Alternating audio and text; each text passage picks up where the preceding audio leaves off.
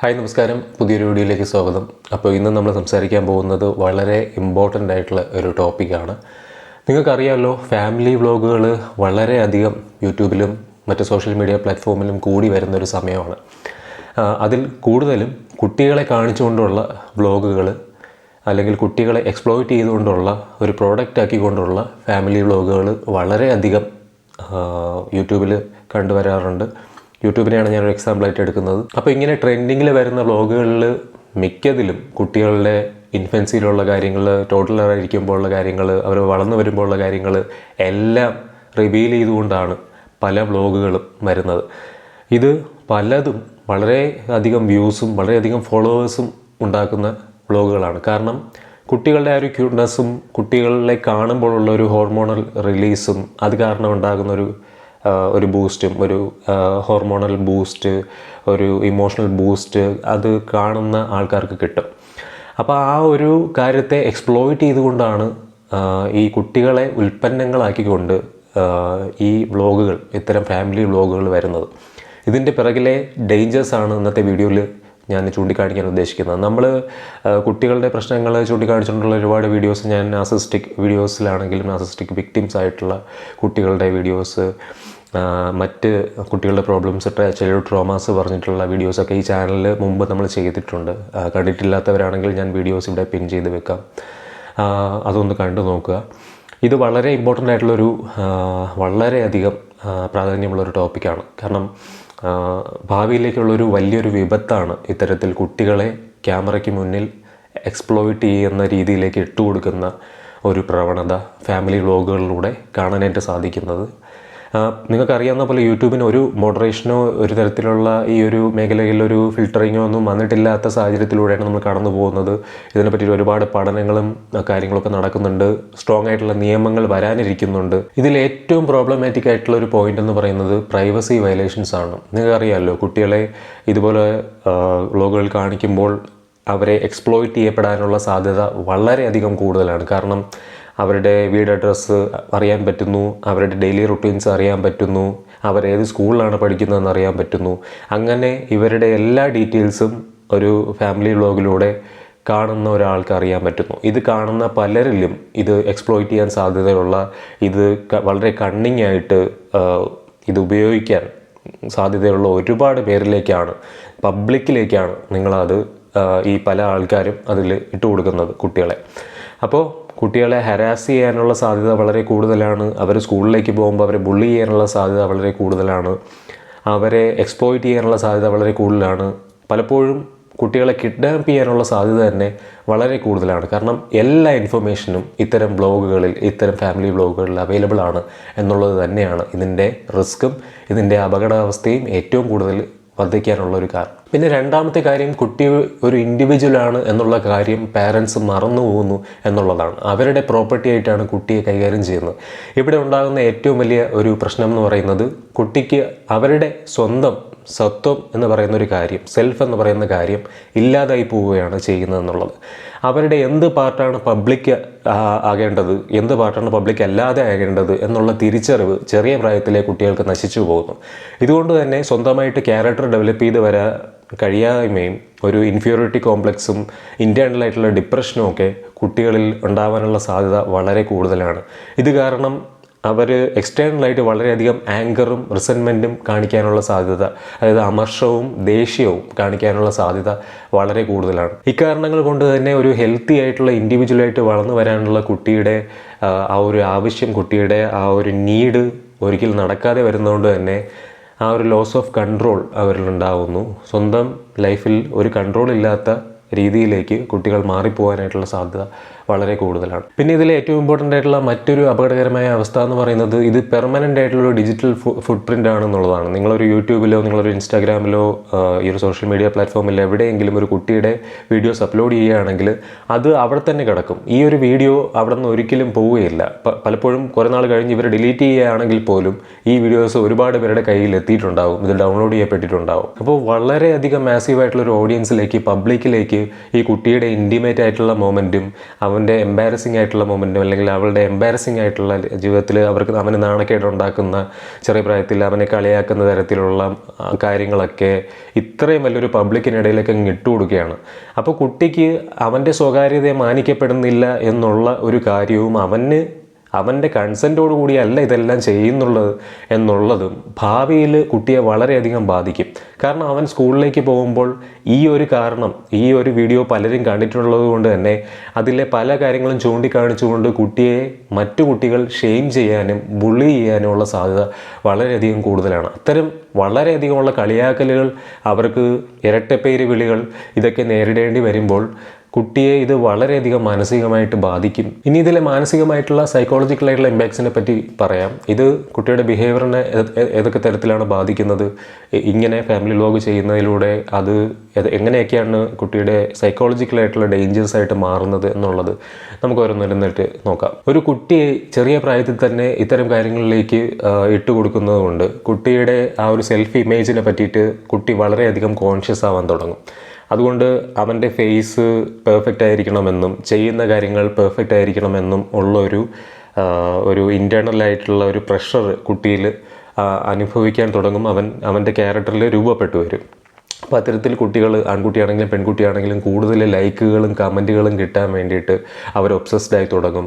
Public പ്ലാറ്റ്ഫോംസിൽ ഇവർ ഇതുപോലെ ഇങ്ങനെ അവരെ കാണുന്നു, എല്ലാവരും കാണുന്നു എന്നുള്ളൊരു ബോധം എപ്പോഴും അവരുടെ മനസ്സിലിരിക്കുന്നതുകൊണ്ട് തന്നെ എപ്പോഴും അവരുടെ ഫേസിനെ കുറിച്ചും അവരുടെ രൂപത്തെക്കുറിച്ചും അവരുടെ അപ്പിയറൻസിനെ കുറിച്ചും പുറമെ അവരെ കാണുമ്പോൾ പെർഫെക്റ്റായിട്ട് തന്നെ കാണണമെന്നും അവരുടെ നല്ല വശങ്ങൾ മാത്രം തന്നെ എല്ലാവരും കാണണമെന്നും കുട്ടികൾ വളരെയധികം ബോധേഡാവുകയും അത് വളരെയധികം ക്യാരക്ടർ ഫ്ലോസ് കുട്ടിയിൽ ഉണ്ടാവാനും കാരണമാവും. ഇത് കുട്ടിയുടെ സ്വാഭാവികമായിട്ടുള്ള സ്വഭാവ രൂപീകരണത്തെയും മാനസികമായിട്ടുള്ള ഡെവലപ്മെൻറ്റിനെയും വളരെയധികം നെഗറ്റീവായിട്ട് ബാധിക്കും എന്നുള്ളത് ഒരു വസ്തുതയാണ്. മറ്റുള്ളവരുടെ അപ്രൂവൽ കിട്ടിയാലേ ഞാൻ നല്ലതാവുള്ളൂ അല്ലെങ്കിൽ എൻ്റെ പ്രവൃത്തികൾ നല്ലതായി അംഗീകരിക്കപ്പെടുകയുള്ളൂ എന്നുള്ള വളരെ തെറ്റായിട്ടുള്ള ഒരു മനോഭാവത്തിലേക്ക് കുട്ടികൾ എത്തപ്പെടുകയും സ്വന്തം ആത്മവിശ്വാസവും സെൽഫ് എസ്റ്റീമും നേരെ ഡെവലപ്പ് ചെയ്ത് വരാത്ത രീതിയിൽ ഈ കുട്ടികൾ മാറപ്പെടുന്നു എന്നുള്ളതും മറച്ചു വയ്ക്കാനാകാത്ത വസ്തുതകളാണ്. പിന്നെ ഇത്തരം കുട്ടികൾ ഡെവലപ്പ് ചെയ്ത് വരുന്ന ആങ്സൈറ്റിയും സ്ട്രെസ്സുമാണ്. സാധാരണ ഒരു കുട്ടിയിൽ